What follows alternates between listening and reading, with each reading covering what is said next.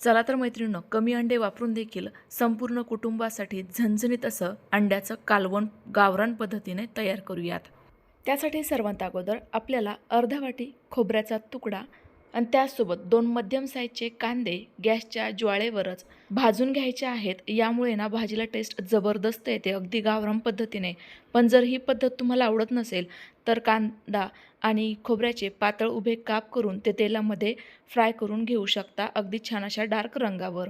आता कढईमध्ये तेल घालायचे। तेल गरम झालं की लगेचच 5 ते 6 लसूण पाकळ्या, 1 इंच आलं आणि धने छान असे परतवून घ्यायचे। ते परतून झाले की लगेचच या भाजून घेतलेल्या कांद्याचा संपूर्ण काळा भाग काढून टाकायचा आहे आणि कुस्करून हा कांदा देखील या साहित्यांमध्येच परतवून घ्यायचा आहे। हा अगोदरच भाजून घेतलेला असल्यामुळे परतवायला काही जास्त वेळ लागत नाही।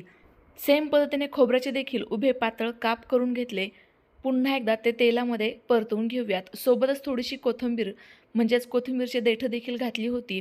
संपूर्ण साहित्य अगदी व्यवस्थित परतवून झाले ते थंड होते तोपर्यंत मी अगोदरच्या या एक ब्रॉयलरमध्ये अंडी उकडून घेणार आहे। त्याकरिता एक बॉयलरमध्ये पाणी घालायचं, ट्रे ठेवायचं, अंडी ठेवायची, झाकण लावायचं आणि मशीन चालू करून द्यायचं। अंडे उकडेपर्यंत आपलं इकडे वाटण देखील तयार झालंय ते साईडला ठेवूयात आणि हे उकडलेले अंडे लगेचच सोलून घेऊयात। या अगोदरच्या एक बॉयलरमध्ये अंडे अगदी सेफ आणि व्यवस्थित उकडले जातात, अजिबात फुटत नाही आणि एकसारखे उकडतात। आता हे 2 फोडींमध्ये चिरून घेऊयात, यामुळे आपलं कालवण आणखी जास्त चविष्ट लागेल। लगेचच फोडणीकडे वळूयात। त्याकरिता कढईमध्ये 3 चमचे तेल गरम होण्याकरिता ठेवलं होतं। तेल अगदी हलकंसं गरम झालंय। लगेच त्यामध्ये सुके मसाले घालूयात। पाव चमचा हळद, 2 चमचे धनापूड, 1 चमचा किंवा चवीनुसार लाल तिखट आणि अर्धा ते पाऊण चमचा काळं तिखट किंवा गरम मसाला किंवा जो कोणताही तुमचा साठवणुकीचा मसाला असेल तो। सोबतच घालूयात अर्धा चमचा सुहानाचा मटण मसाला। हा घालणं पूर्णतः ऑप्शनल आहे। संपूर्ण सुके मसाले तेलामध्ये अगदी जरा वेळाकरिता फ्राय करायचे, जास्त वेळ परतवायचे नाही, नाहीतर मग हे करपू शकता। गॅसची फ्लेम यावेळेला एकदम कमी ठेवा, यामुळे सुके मसाले आपले करपणार नाहीत। लगेचच यावेळेला घाई करायची आणि हे वाटण घालायचं। आता हे वाटण ना आपल्याला छान असा रंग बदलेपर्यंत किंवा मग तेल सुटेपर्यंत परतवून घ्यायचे। यामुळे भाजीला तरी अगदी जबरदस्त येते। बऱ्याचदा उन्हाळ्याच्या दिवसांमध्ये भाजीपाला खूप महागडा असतो आणि मग यामुळे काय भाजी बनवावी आपल्याला सुचत नाही। तर अशा वेळेला अगदी कमी अंड्यांमध्ये तुम्ही संपूर्ण कुटुंबासाठी हे अंड्याचं कालवण नक्की ट्राय करू शकता। तर बघा आपलं वाटण व्यवस्थित परतलं गेलं आहे, कढईतून सेपरेट सुटायला लागलं। लगेच यामध्ये आता गरजेनुसार पाणी घालूयात। आपल्याला या भाजीचा रस्सा कितपत ठेवायचा आहे ना त्यानुसारच पाणी घालायचं आहे। मी साधारणतः 1 तांब्या पाणी घातलं। बघा आपल्या या रश्श्याची इतपत कन्सिस्टन्सी मी ठेवलेली आहे। जर असा पातळच आहे, कारण आपण यामध्ये एका अंड्याचा बलक थोडासा कुस्करून घालणार आहोत, तर यामुळे रस्सा आणखी थोडासा घट्टसर होईल आणि हा बलक वापरल्यामुळे रश्श्याला खूप छान अशी टेस्ट देखील येईल।